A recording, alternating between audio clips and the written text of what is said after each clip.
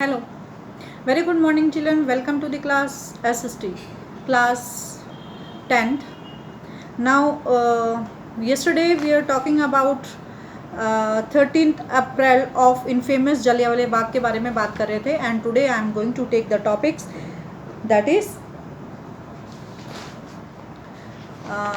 why non-cooperation. Why non-cooperation? We are talking about this. असहयोग क्यों है? Now, as you know, Gandhi ji's famous book Hind Swaraj in 1909. Gandhi ji की कौन सी book थी? Which was the book? Hind Swaraj, that is 1909. Mahatma Gandhi ji declare किया था कि जो British was establish in India with the cooperation Indian.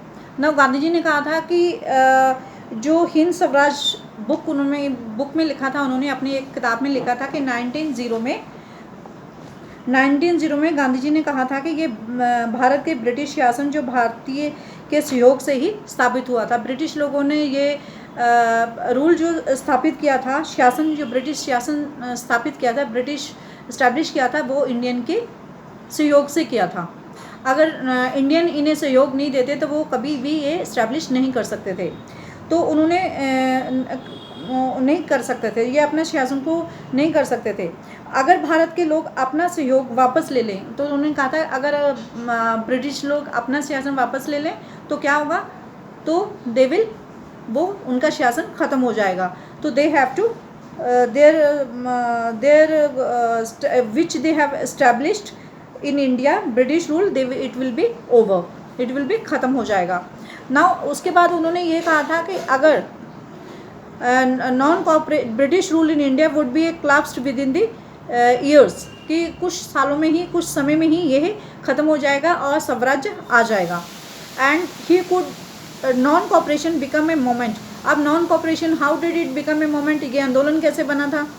Gandhi ji was proposed motivative should be unfold stages. It should be begin with the surrender of the hills of the government awarded and boycott of the civil services and police courts of the legislative. इसमें उन्होंने ये कहा था कि पहले उन्होंने ये बोला था कि he is written in his he said that if there is no Indian has not given अपना सहयोग नहीं देते ब्रिटिश लोगों को तो उनका शासन ख़त्म हो जाएगा. तो गांधी जी ने कहा कि सबसे पहले लोगों को सरकार की दी हुई नौकरियां इनको ख़त्म करनी चाहिए, ये वापस उन्हें कर देनी चाहिए. वो स्कूल जो इनके ब्रिटिश लोगों के स्कूल हैं या सरकार की दी गई पदवियां हैं, ये लौटा देनी चाहिए. सरकार की नौकरियां, सेना, पुलिस, आंदोलन एंड परिषद, स्कूल और विदेशी वस्तुओं को भी हमें इसका इस्तेमाल नहीं करना चाहिए. और अगर सरकार का दमन रास्ता अपनाती है तो वे वापिक सेविन्य आगे यानी अभियान शुरू कर सकते हैं. 1920 में गांधी जी ने शौकत अली का नाम सुना होगा आपने. शौकत अली के साथ पूरे उनके समर्थन के साथ उन्होंने देश भर में क्या किया था? दौरा किया था, देश भर में यात्रा करी थी. एंड इन नवंबर 1920 तो होने वाले जो चुनावों के बहिष्कार करने के लिए हिचकाते थे और मीन्स हेजिटेशन करते थे.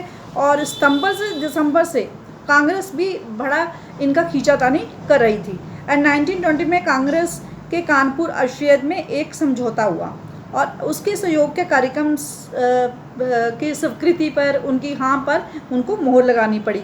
आंदोलन किस तरह आगे बढ़ा? How the moment has go forward, how आगे कैसे बढ़ा? तो इसको हम वो और कौन कौन से लोग थे जिन्होंने इसमें हिस्सा लिया था इस आंदोलन में. Now we are talking about the आंदोलन के भीतर अलग अलग धाराएं क्या थी. That is what are the कौन सी धाराएं थी? Means different strands with the movement. Now non cooperation Khilafat movement began in January, remember this, in 1921. Now I am putting one question. When did national non-cooperation Khilafat movement began? You have to give the answer. In January 1921. Watch the video very nicely.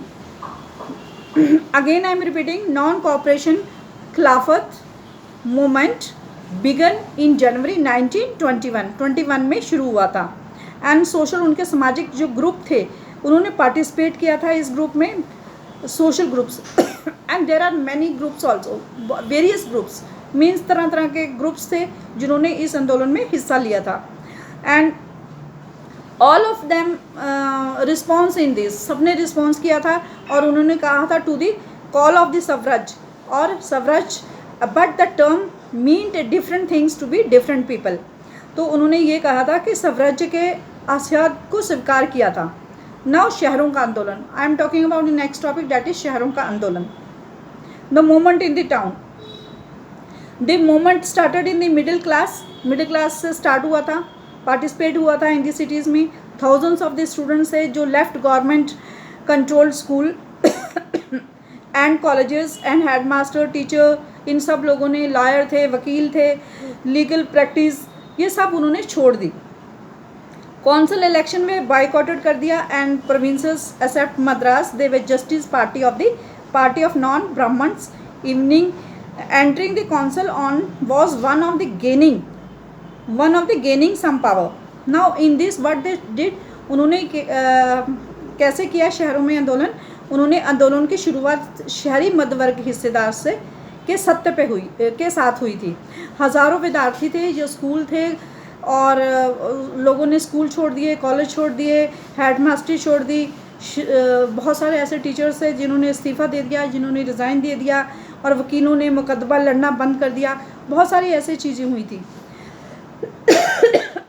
Sorry. और आर्थिक मोर्चे में सहयोग का असर जो ज़्यादा एक ऐसा नाटकीय तरीके से था कि विदेशी सामानों का बहिष्कार किया उन्होंने। इंडियन लोगों ने विदेशी यानी फॉरेन कंट्रीज़ के जो थिंग्स थे, जो गुड्स थे, ऑल सब चीज़ें थी, शराबें थी, ड्रिंक्स थी, दुकानें थी और पेंटिंग थी, जो भी थी, इन सब को विदेशी कपड़ों को होली की तरह इन्हें जला दिया गया था।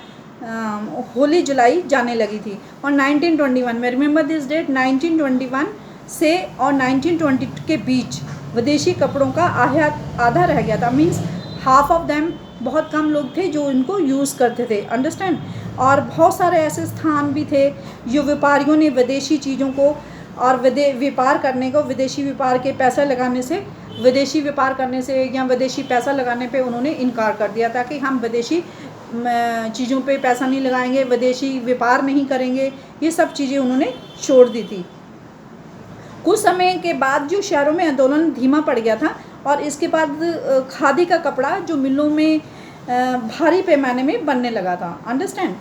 और कपड़ों के मुकाबले महंगा होता था और गरीब उसे खरीद नहीं सकते थे। वे मिलों के कपड़े का लंबा समय एक भाषिकार कैसा कर सकते थे और ब्रिटिश स्थानों में भाषिकार का समस्या पैदा हो गई थी। फिर उसके बाद क्या हुआ, जो आंदोलन की कामयाबी के लिए भारतीय संस्था की स्थापना जरूरी थी और ब्रिटिश संस्थाओं के स्थान पर उन्होंने प्रयोग किया जा सकता था। लेकिन विद्यार्थी और शिक्षक सरकारी स्कूल से घर लौटने लगे और वकीलों को दोबारा सरकारी अदालतों ने दिखाई देने लगे, वे दोबारा से इन्हें ज्वाइन करने लगे। And hope you can understand up to here, and by the next class I am going to see I will take the next topic also, and remember this date in June 1920 को Jawaharlal Nehru began going to around the villages in Awadh and talking to the villagers and trying to understanding the grievance। तो जवाहरलाल नेहरू 1920 में उन्होंने गांव गए और उन्होंने देखा कि लोगों का क्या गुस्सा है। Okay, next topic we will take to the next class. Okay, see you and be safe.